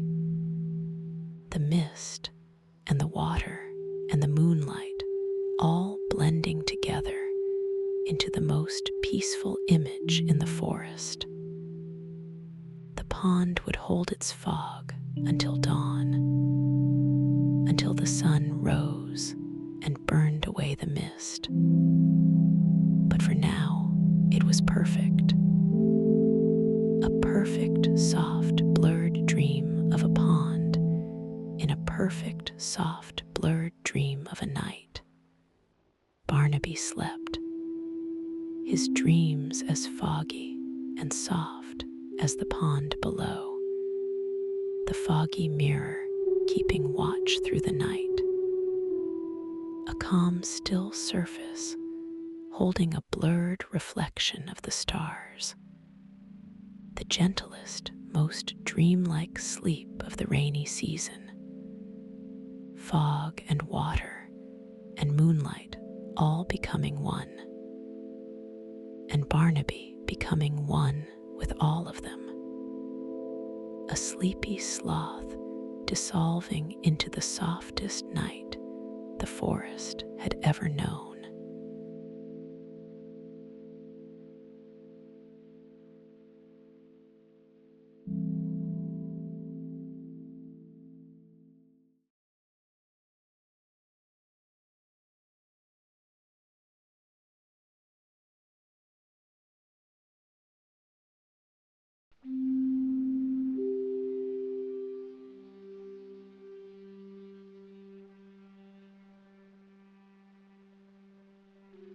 Barnaby noticed a flower on a nearby branch, a single blossom, pale and delicate and beautiful, tonight, it was different from usual. The rain had filled its petals with water, and the flower was bowing down, gracefully and slowly. The blossom was a living example of surrender, a flower that had accepted the weight of the rain and found peace in that acceptance. The blossom was heavy with rain, each petal holding a small pool of water, and the weight was pulling the flower downward, not breaking it, just bending it in the most gentle, most natural arc, a perfect curve of surrender.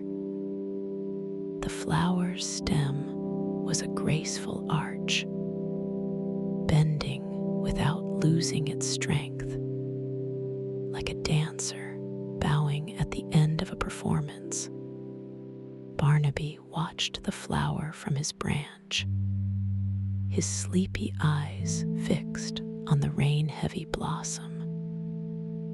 It looked like it was bowing to the earth, a flower paying deep respect to the ground below, to the rain that had given it such a gentle burden.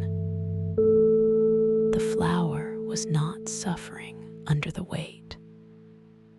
It was participating in a ritual of grace, a slow bow that would last through the night. The flower continued to bow, lower and lower, but never too far. Its stem was strong and flexible, bending without breaking, allowing the blossom to find its own comfortable angle, the angle of deepest rest. The flower was finding the position of least resistance, the exact angle where the weight of the water was balanced perfectly by the strength of the stem. Water droplets collected in the center of the flower, a tiny pool of rainwater resting in the petals.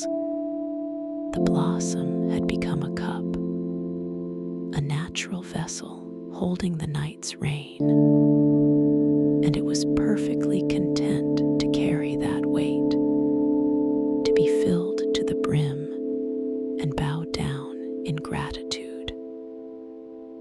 The flower was giving thanks to the rain in the only way it knew, by holding it close and bending with grace. Barnaby felt his own body wanting to bow down too, to bend gently and rest. The rain-heavy flower was showing him the most natural way to relax, to let gravity do its gentle work, to accept rather than resist. The flower was teaching him that there was no shame in bending under a burden, that sometimes the most beautiful response to weight was not to resist, but to yield gracefully. The blossom had found its resting position, bowing down at a soft angle, its petals still holding water, still carrying the rain's gentle weight, and looking more peaceful than any flower Barnaby had ever seen. A portrait of perfect surrender. The flower had stopped bowing. It had reached its natural resting angle, the point where the weight of the water and the strength of the stem had found perfect balance. The flower was not struggling against the weight. It was accepting it, embracing it, letting the rain pull it into a position of rest, like a head bowing onto a pillow. most natural, sleepy posture in the world. The flower had become a living lesson in the art of letting go. A demonstration that resistance was not the only response to pressure. That surrender could be a form of strength. Barnaby's eyelids grew heavier. The bowing flower was a lullaby for the eyes, so graceful and so calm. A blossom that understood the beauty of letting go, of bending down and resting, of trusting the weight that life places upon you. The flower had chosen rest over resistance, and in that choice, it had found a deeper, more beautiful form of life. Each petal of the flower held its own tiny droplet, a miniature world of water resting on soft petal surfaces, catching the moonlight and holding it like tiny jewels on a pale crown, like stars that had fallen into the flower's embrace. The droplets were the flower's reward for its surrender, tiny diamonds that only appeared when the flower stopped fighting the weight and accepted its burden. The droplets shimmered gently, not moving, not falling, just resting on the petals as the petals rested in their bow. Everything was at rest. The flower, the water, the droplets, all of them in the most peaceful arrangement. A perfect still life of the rainy forest. The flower and the water had reached a state of perfect cooperation. Each drop held safely by a petal that had accepted its role as a cup. Barnaby watched the droplets with half-closed eyes. The shimmering water on the bowing petals was the most beautiful sight. A flower wearing rain like jewelry. A blossom adorned with the night's gentlest gifts. Each droplet a tiny mirror reflecting the moon. The flower had become a chandelier of water and light, a crown of jewels worn by the most graceful subject in the forest kingdom. Barnaby fell asleep, bowing gently on his branch, his head tilting downward like the rain-heavy flower, his body relaxed and accepting of gravity's pull, mimicking the blossom's graceful rest, letting his own weight carry him into sleep. He let his head fall forward, his chin touching his chest, the same gentle bow that the flower had shown him, the posture of perfect surrender. The flower continued to bow through the night, holding its rainwater cup, shimmering with droplets, a pale, graceful shape in the dark canopy, teaching the forest the art of gentle surrender. The flower would hold its bow until morning, until the sun came to dry the droplets and lighten the load. But for now, it was perfectly content in its curved position of rest.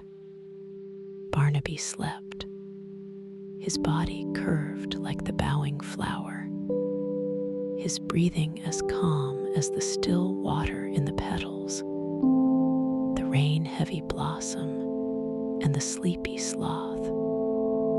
both resting in the most natural, most graceful way, both understanding that sometimes the most beautiful thing you can do is simply bow down and let the night hold you, to accept the weight that life places upon you, and find in that acceptance a deeper, more peaceful form of rest.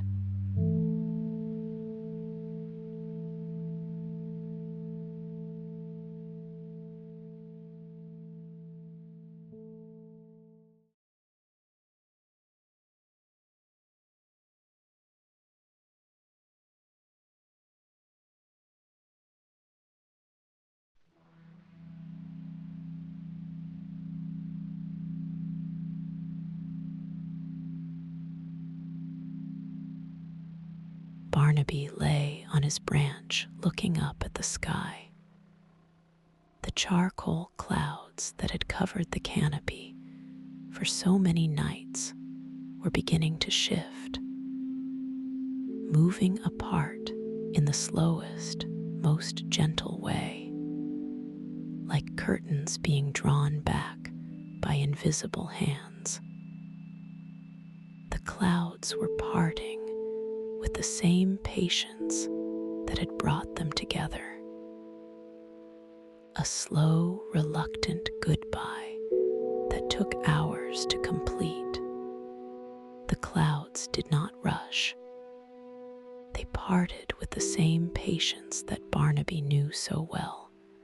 One cloud drifting left, another drifting right, and between them, the first glimpse of stars, tiny silver points of light returning to the sky after many rainy nights. The first star was small and shy, barely visible through the gap, but it was there, a tiny promise that the rain was ending. Barnaby watched the sky with quiet wonder. The stars were coming back, not all at once, but one by one, each star appearing through a gap in the clouds, like tiny eyes opening in the dark, like old friends returning home. Each new star was a small miracle, a point of light that had been hidden for weeks and was now revealing itself again. The first star was small and distant, barely visible through the thinning clouds, but Barnaby saw it. And something about that single point of light made him feel calm. The sky was clearing. The rainy season was ending. The star was a messenger from the clear sky that was coming, a herald of the starlit nights that lay ahead. Another star appeared, then another, each one finding its place in the growing gaps between clouds. The sky was becoming a mosaic of darkness and light, charcoal clouds and silver stars, a pattern that changed with each slow breath. The clouds were still moving, still parting, and with every moment, more stars appeared, like lights being turned on in a dark room, one switch at a time. Barnaby's breathing matched the clearing sky, slow and steady, each breath revealing a little more sky, each exhale bringing a little more starlight. The clouds and the stars dancing their slowest, most patient dance. He could feel the change in the air, the heaviness of the rainy season lifting, the lightness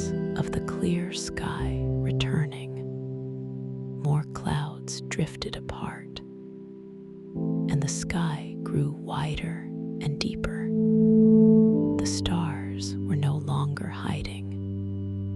They were shining freely now, scattered across the dark velvet of night, each one a tiny beacon of calm in the vast darkness.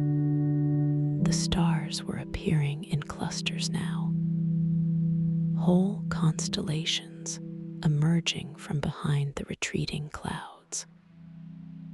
The sky was becoming a crowded city of lights after weeks of emptiness. The moon appeared last, pushing through the final layer of thin clouds, its light spreading across the canopy like a soft blanket, illuminating every wet leaf, every dripping branch, every rain-heavy flower. The forest bathed in silver. The moonlight was brighter than Barnaby remembered, clearer, more intense, as if the moon had been saving its brightest light for this moment of clearing. Barnaby felt the moonlight on his fur, warm and gentle after so many cloudy nights. The clearing sky was a gift, a slow, gradual gift that had taken hours to unfold. And it was the most beautiful thing he had ever witnessed. The rainy canopy saying goodbye in the kindest way. The sky was telling him that the rain was done, that the time of water was ending, and the time of starlight was beginning.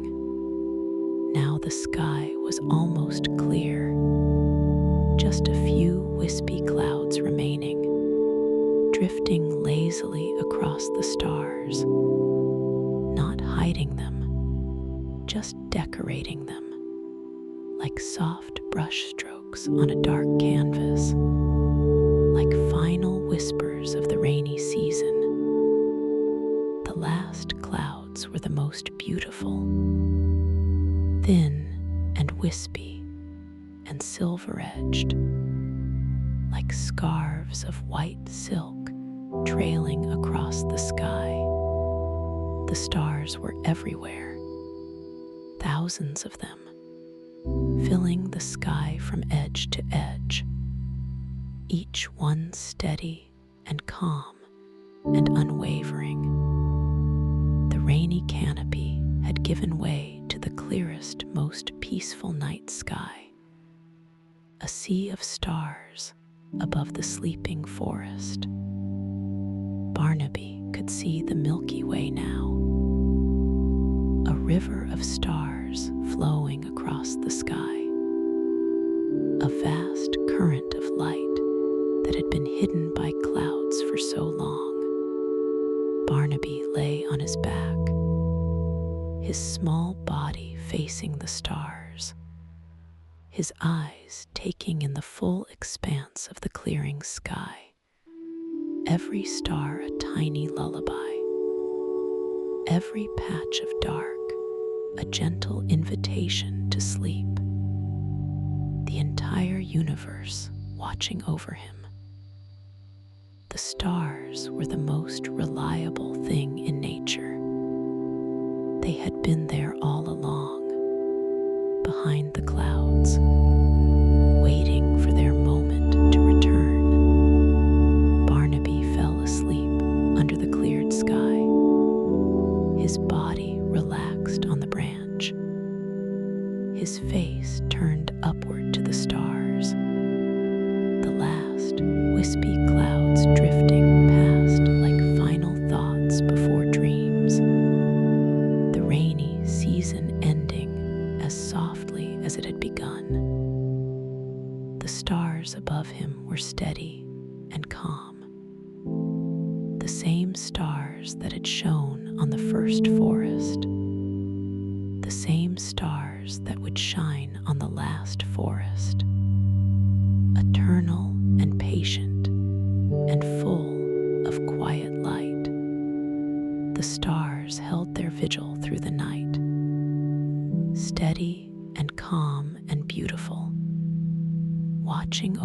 rainy canopy that had finally opened to the sky. The stars and the sloth resting together, both of them peaceful under the vast dark heavens. The stars did not need to do anything. They simply shone, and their shining was enough to make the night beautiful and safe and full of wonder. Barnaby slept. The clearing skies the perfect ending to the rainy season. The clouds gone, the stars returned, the moon shining gently, and the little sloth dreaming under the clearest, most starlit sky the forest had seen in weeks. A soft close to the rainiest chapter of his life. The stars above him like 1,000 tiny guardians, each one a point of light that would watch over him through the night and welcome him to the new season that was about to begin.